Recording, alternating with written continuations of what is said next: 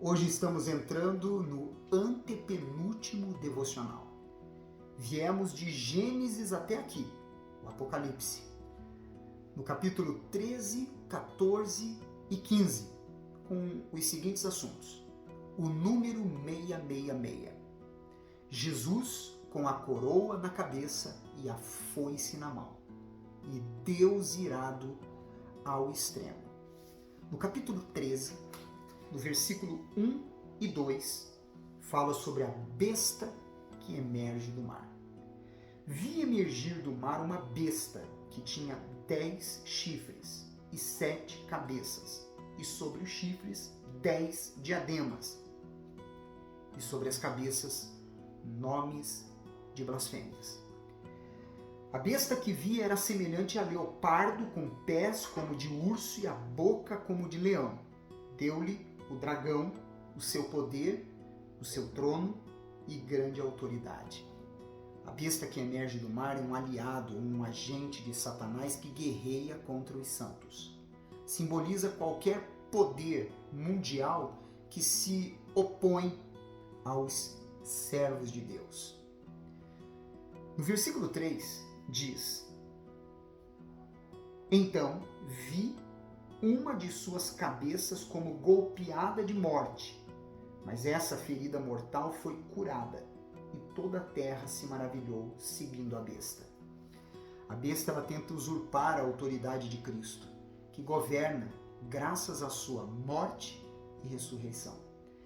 A imagem implica que se o seu império cai, aparece outro com facilidade. Já no versículo 7 e 8, diz assim: Foi-lhe dado também que pelejasse contra os santos e os vencesse. Deu-se-lhe ainda autoridade sobre cada tribo, povo, língua e nação.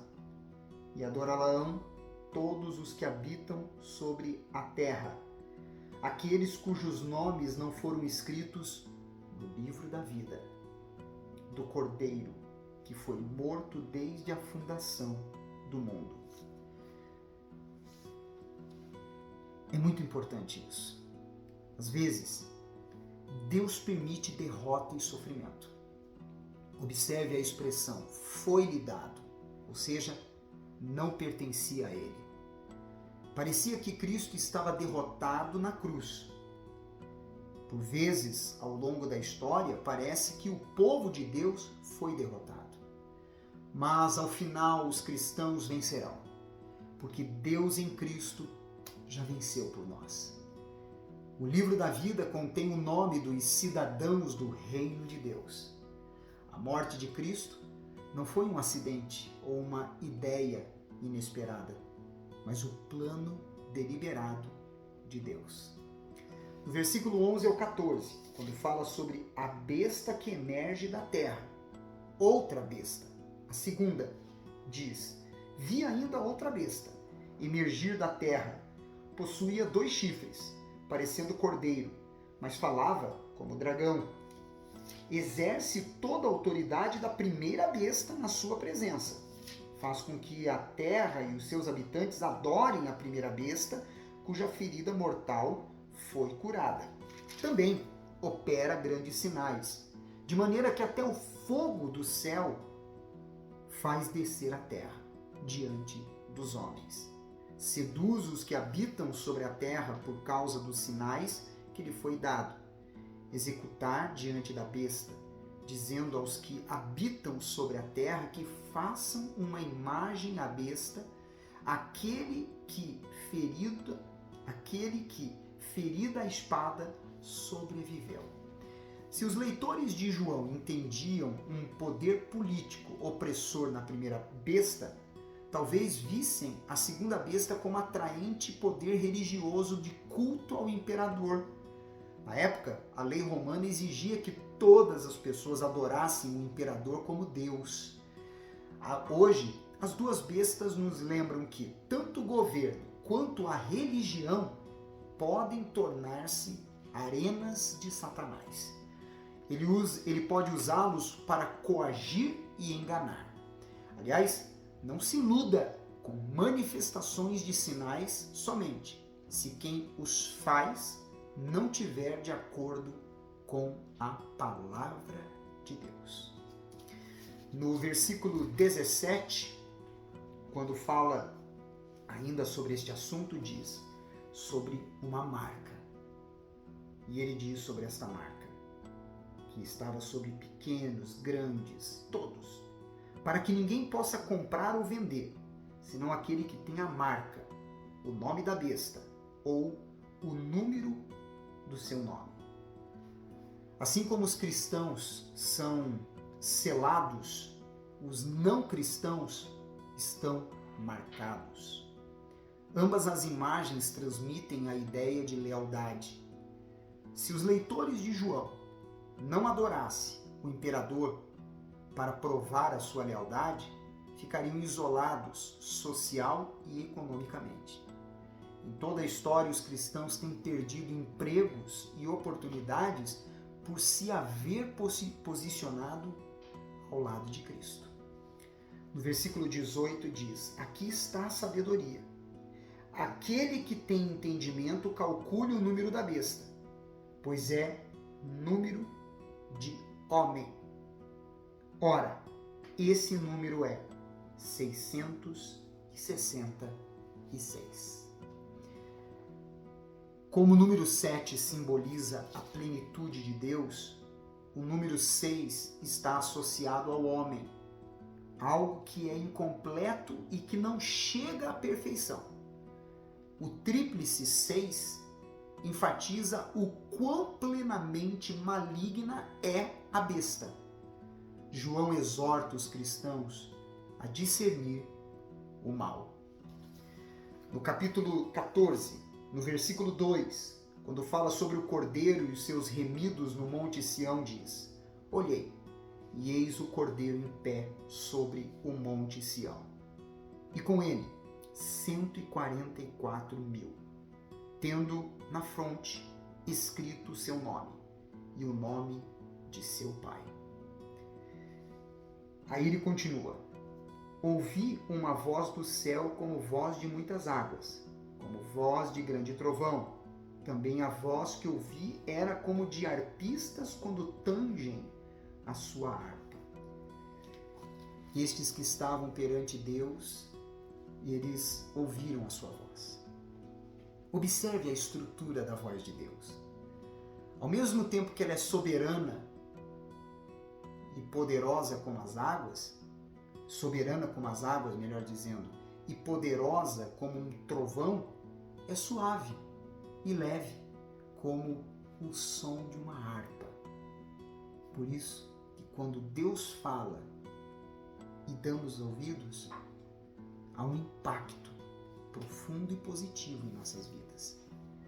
Já no versículo 10 ao 12, quando fala sobre a terceira voz que se revelou, diz: também esse beberá do vinho da cólera de Deus, preparado sem mistura do cálice da sua ira, e será atormentado com fogo e enxofre, diante dos santos anjos e na presença do Cordeiro.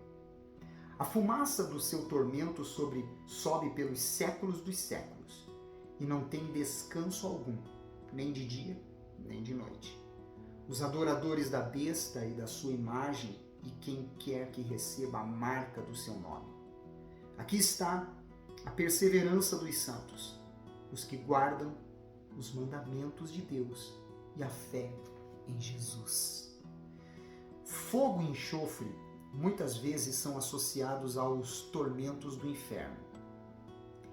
Esses versículos referem-se ao sofrimento infindável de todos os que professam lealdade ao mal que há no mundo. Vemos um anjo anunciando a condenação dos que se submetem à besta. São condenados a experimentar eternamente a cólera de Deus. Assim, a passagem ela expressa aos cristãos a permanecerem fiéis a todo custo. Já no versículo 14, quando fala sobre a ceifa, diz: olhei, e eis uma nuvem branca. e sentado sobre a nuvem um semelhante ao Filho do Homem, tendo na cabeça uma coroa de ouro e na mão uma foice afiada. Este é o Senhor Jesus Cristo. A coroa e a foice mostram que ele é, ao mesmo tempo, vencedor e juiz. No versículo 15 ao 16, ele diz: Outro anjo saiu do santuário, gritando em grande voz para aquele que se achava sentado sobre a nuvem: Toma a tua foice e ceifa, pois chegou a hora de ceifar, visto que a seara da terra já amadureceu. E aquele que estava sentado sobre a nuvem passou a sua foice sobre a terra, e a terra foi ceifada. No Novo Testamento, a ceifa é usado como ilustração do ajuntamento do povo de Deus. Você pode ver isso em Mateus capítulo 9, do versículo 27 ao 38. Talvez a primeira seara significa que os santos cristãos serão protegidos da ira de Deus, que será derramada na segunda ceifa. Já no versículo 19 ao 20, a palavra de Deus diz assim: Então o anjo passou a sua foice na terra e vindimou a videira da terra, e lançou-a no grande lagar da cólera de Deus. E o lagar foi pisado fora da cidade, e correu sangue do lagar até os freios dos cavalos, numa extensão de 1.600 estádios. O lagar esmaga uvas implacavelmente, simbolizando a força inexorável da ira de Deus sobre os que se rebelam contra ele. E para terminar, o capítulo 15, ele começa a falar sobre os 7 flagelos. No versículo 1 ele diz: Vi no céu outro sinal, grande e admirável, 7 anjos, tendo os 7 últimos flagelos, pois com estes se consumou a cólera de Deus. Deus está irado ao extremo, dirigindo a sua cólera contra os que rejeitam a Cristo como Salvador e contra os que perseguem os cristãos. Deus está irado porque é justo e precisa julgar o mal.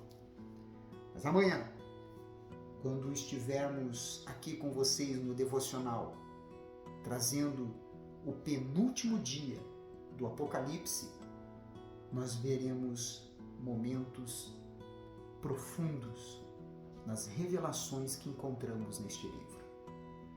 Envie este vídeo para as pessoas que você conhece. Um forte abraço. Você é especial para Deus.